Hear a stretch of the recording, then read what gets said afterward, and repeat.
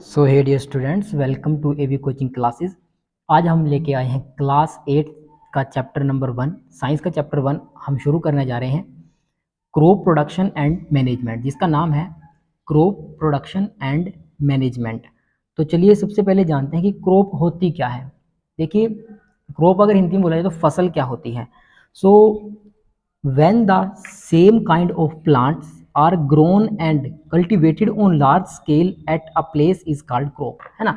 कि जब large amount में कोई जो प्लांट्स हैं वो उगाए जाएं, जैसे आपने देखा होगा खेतों में गेहूं की जो फसल होती है ना, गेहूं की क्रॉप होती है, व्हीट क्रॉप, आपने राइस क्रॉप देखी है, मेज होती है, रागी होती है ना, पीस, ग्राम्स, जितने भी आपको वेजिटेबल्स हो गई, पल्सेस हो गई, फ्रूट्स, ऑयल सीड्स, है ना, मस्टर्ड की आपने देखी होगी।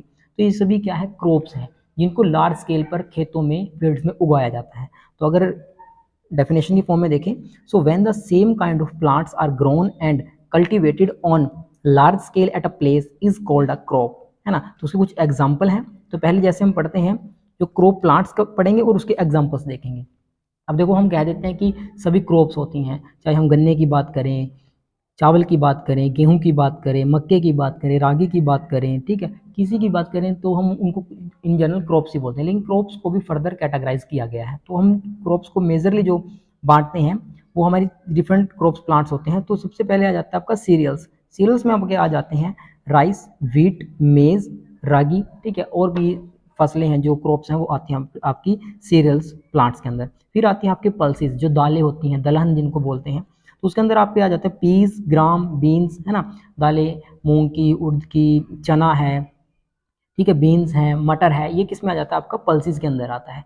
फिर आपकी वेजिटेबल्स, वेजिटेबल्स आपने बहुत सारी देखी होंगी, टोमेटो, पोटैटो, कैबेज, है ना। तो और भी अनदर आप एग्जांपल देख सकते हो वेजिटेबल्स, इतनी हम वेजिटेबल्स लेते हैं इन डेली लाइफ में, हम खाते हैं। तो ये सभी वेजिटेबल्स में आ जाती हैं हमारी, टोमेटो, पोटैटो, कैबेज, ठीक है। फिर आता है हमारा फ्रूट्स। फ्रूट्स भी एक तरह की क्रॉप है। बड़े बड़े बाग आपने देखे होंगे, आम के बाग हो गए, है ना, बनाना, केले के बाग आपने देखे होंगे, एप्पल्स के, है ना, कश्मीर साइड में होते हैं। तो ये सभी आ जाते हैं आपके फ्रूट प्लांट्स के अंदर, ठीक है। इसके एग्जाम्पल आपके मैंगो, बनाना, एप्पल, ठीक है। तो ये आ जाते हैं फ्रूट्स के अंदर। फिर आते हैं आपके ऑयल सीड, है ना, जिनसे तेल निकाला जाता है, तिलहन जिनको बोल देते हैं, ठीक है। तो ये इसमें आपके आ जाते हैं मस्टर्ड आ जाता है, सरसों आपकी आ जाती है, ग्राउंड नट्स आ जाते हैं, है ना, मूंगफली का तेल आपने सुना होगा, ठीक है, सनफ्लावर, सूरजमुखी जो अब इस सीजन में होने वाली है, ठीक है। तो ये सभी आ जाते हैं आपके ऑयल सीड के अंदर। फिर जो बात करते हैं, आई होप आपको यहाँ तक समझ में आ गया होगा। तो उसके बाद पढ़ते हैं हम आगे। अब आपके पास आ जाता है टाइप्स ऑफ क्रॉप, जो मेजरली हम सीजनल वे में कह लो, जो हम डिवाइड करते हैं क्रॉप्स को, वो दो कैटेगरी में बांटते हैं। So crops are mainly classified into two main categories on the basis of seasons for cultivation, ठीक है, कि उनको किस सीजन में उगाया जाता है, किस सीजन में बोया जाता है, उसके अकॉर्डिंग क्रॉप्स को मेजरली दो हम कैटेगरी में बांटते हैं। पहली कैटेगरी में आपकी आ जाती है खरीफ क्रॉप, और सेकंड में आ जाती है रबी क्रॉप। अब खरीफ क्रॉप क्या है और रबी क्रॉप क्या है, इसको वन बाय वन आगे स्टडी करेंगे। तो चलिए अब बात कर लेते हैं हम खरीफ क्रॉप्स की, ठीक है। खरीफ क्रॉप्स को बेसिकली हम मॉनसून क्रॉप्स भी बोल देते हैं। तो खरीफ क्रॉप्स क्या है, डेफिनेशन पहले पढ़ लेते हैं। The crops which are grown in the rainy season in July और June and are harvested at the end of the monsoon season during September और अक्टूबर, है ना। वे क्रॉप्स, वे फसलें जिन्हें हम उगाते हैं जून और जुलाई में। जैसे एग्जाम्पल के तौर पे आप पैडी की ले लो, चावल जो उगाए जाते हैं, मेज़ उगाई जाती है, ठीक है, सोयाबीन है, कॉटन है, ये सभी को हम क्रॉप्स की कैटेगरी में डालते हैं। इन फसलों को हम मॉनसून क्रॉप्स भी बोलते हैं, क्योंकि इनको मॉनसून के टाइम पे उगाया जाता है। वो इसके जो मानसून आता है वो जून जुलाई में आता है, तो इसलिए जो ये क्रॉप्स होती हैं इनको हम मॉनसून क्रॉप्स ही बोल जाते हैं, किनको, खरीफ क्रॉप्स को, ठीक है। तो the crops which are grown in rainy season, जिनको रेनी सीजन में बोया जाता है और हार्वेस्ट कर लिया जाता है at the end of monsoon season during September और अक्टूबर। ओके, तो ये होती हैं आपके पास खरीफ की फसलें या खरीफ क्रॉप्स। नेक्स्ट आप बात करते हैं रबी क्रॉप्स। तो रबी क्रॉप्स वो होती हैं the crops which are grown at the beginning of winter in October और नवंबर, तो जिनको अक्टूबर और नवंबर में बोया जाता है, ठीक है, ग्रोन किया जाता है, and are harvested by March और अप्रैल, ठीक है, जिनको मार्च और अप्रैल में काट लिया जाता है। जैसे अब मार्च का महीना है, अप्रैल का महीना है, तो इस महीने में जिनको काट लिया जाता है।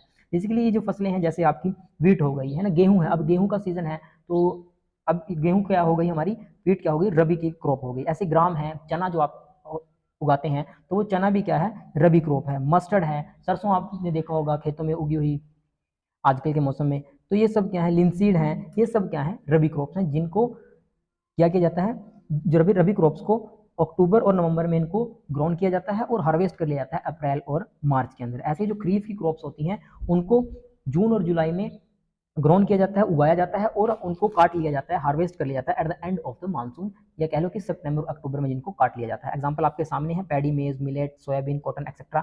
और रबी के एग्जांपल आ जाते हैं आपके वीट, ग्राम, मस्टर्ड, लिनसीड एक्सेट्रा, ठीक है, और भी बहुत सारे एग्जांपल हैं। तो चलिए अब आगे बढ़ते हैं basic practices of crop production की। क्रॉप ऐसे तो है नहीं कि क्रॉप को हमने ऐसी जमीन पे बिखेर दिया किसी भी सीड्स को और वो उग के बड़े हो गए और हमने उसको काट लिया। इसके पीछे बहुत ही मेहनत लगती है, एक फसल को उगाने में बहुत सारे प्रोसेस किए जाते हैं। तो एग्रीकल्चर कुछ प्रोसेसेस होते हैं, ठीक है, जो किए जाते हैं एक क्रॉप की प्रोडक्शन के लिए। उसको बीज से लेके उसको काटने तक का प्रोसेस में जो प्रोसेसेस यूज होते हैं वो होते हैं आपके। तो सबसे पहला है प्रिपरेशन ऑफ सॉइल, ठीक है, पहले मिट्टी को तैयार किया जाएगा, फिर सोइंग यानी कि बीज को फिर सो किया जाता है, बिखेरा जाता है, स्कैटर किया जाता है, आपने देखा भी होगा। फिर क्या किया जाता है, एडिंग मैन्यूर एंड फर्टिलाइजर्स, और फिर उसमें मैन्यूर खाद और फर्टिलाइजर उर्वरक को खेतों में डाला जाता है ना। वन बाय वन इनको डिटेल स्टडी करेंगे। नेक्स्ट में आपका आ जाता है इरिगेशन, ठीक है, इरिगेशन किया जाता है। इरिगेशन यानी कि उनको पानी कैसे दिया जाता है, कैसे फसलों, क्योंकि अब जो फसल है उसको पानी चाहिए, जो क्रॉप्स हैं रेगुलर इंटरवल में उनको पानी भी चाहिए होता है, उनकी केयर करनी पड़ती है ना, तो उनको पानी भी चाहिए होता है। तो इरिगेशन के भी बहुत सारे प्रोसेस होते हैं। वीडिंग होती है, अब देखा होगा कि वीट की क्रॉप लगा लो या कोई भी क्रॉप है, उसमें क्या होता है, अनवांटेड प्लांट्स भी साथ में उग जाते हैं, लेकिन वो अनवांटेड प्लांट्स तो हमें नहीं चाहिए। जो फार्मर्स हैं उनको अगर अनवांटेड प्लांट हमारी फील्ड में होंगे तो वो उनके लिए क्या होंगे, बेनिफिशियल नहीं होंगे, ठीक है, क्योंकि जो भी हम फर्टिलाइजर या मैन्यूर्स डालेंगे वो जो वाटर उनको देंगे तो वो उनको भी मिलेगा, है ना, जो हमारे वीड्स होंगे। तो इसलिए उसको हटाया जाता है खेतों से। कैसे हटाया जाता है वो प्रोसेस हम आगे पढ़ेंगे। उसके बाद हार्वेस्टिंग होती है। हार्वेस्टिंग में क्या होता है कि फसलों की कटाई की जाती है। लास्ट स्टेप में फसलों सेकंड लास्ट स्टेप होता है हार्वेस्टिंग करना, यानी कि फसलों की कटाई की जाती है। ठीक है, कटाई के लिए किन मशीन्स की यूज करते हैं, किन की जरूरत पड़ती है, वो भी हम आगे पढ़ेंगे। फिर आ जाता है आपका last, storage of food grains. फिर जो ग्रेन्स हमने इकट्ठी की हैं, जो हार्वेस्ट करके जो हमें ग्रेन्स मिली हैं, उनको स्टोरेज भी किया जाता है। अब स्टोरेज भी ऐसे नहीं कि खेतों में से निकाली कोई भी, जैसे अभी गेहूं का सीजन है, हमने गेहूं निकाली और स्टोर कर ली, है ना, उसमें मॉइस्चर होता है, वो मॉइस्चर के कारण वो खराब भी हो सकती है, फंगस उसमें आ सकता है। तो उसकी प्रिवेंशन के लिए क्या क्या स्टेप किए जाते हैं, तो चलिए उनके बारे में स्टडी करते हैं। तो चलिए जो क्रॉप प्रोडक्शन का प्रोसेस है ना, तो उसकी ग्रोथ ग्रोथ से लेके उसकी हार्वेस्टिंग तक का प्रोसेस है, उसको वन बाय वन स्टडी करते हैं इन डिटेल में, ठीक है। और पीडीएफ नोट्स अगर आपको चाहिए तो लिंक हम डिस्क्रिप्शन में डाल देंगे, आपने उस डिस्क्रिप्शन वाले लिंक पे जाना है और आपको PDF notes without any cost, आपको फ्री ऑफ कॉस्ट प्रोवाइड करा दिए जाएंगे। तो जिसको भी आपको पीडीएफ नोट्स चाहिए वो लिंक डिस्क्रिप्शन में है, आप वहाँ पे जाके पीडीएफ नोट्स डाउनलोड कर सकते हैं, हैंड रिटन नोट्स हैं। तो चलिए आगे बढ़ते हैं। प्रिपरेशन ऑफ सोल, पहला प्रोसेस होता है सोल को प्रिपेयर किया जाता है, ठीक है, कि जो हमारी फील्ड है उसको पहले प्रिपेयर करना पड़ता है सीड को सोइंग करने के लिए, है ना। तो उसके लिए क्या होता है, तो क्या होता है वो प्रोसेस, तो in this process the soil is turn and loosen, है ना, soil is turn and loosen, यानी कि पहले क्या किया जाएगा, मिट्टी को ढीला किया जाएगा, जो सोल है, जो मिट्टी है, उसको ढीला किया जाएगा ताकि बीज उसके अंदर जो सीड्स हैं वो अच्छी तरह से अंदर जा सके, ठीक है। अगर ऐसे ही हम बीज को बिखेर देंगे तो अगर हम फॉर एग्जांपल मैं 50 सीड्स को ऐसे ही फेंक देता हूँ, ठीक है, मैंने कोई प्रिपरेशन नहीं की सोल की, तो हो सकता है उसमें से सिर्फ 2 सीड ही ग्रोथ कर पाए, है ना। तो यानी कि वो अगर ऐसा होगा तो फिर वो तो फार्मर्स के लिए फायदे का सौदा नहीं होगा ना, तो उसमें नुकसान होगा। तो इसलिए पहले क्या किया जाता है, सोल की प्रिपरेशन की जाती है। तो in this process the soil is turn and loosen, loosen यानी कि लूज किया जाता है। अब लूज कैसे किया जाता है, तो उसके भी बहुत सारे प्रोसेसेस हैं। तो the loosening and turning of soil are called ploughing और टिल्टिंग।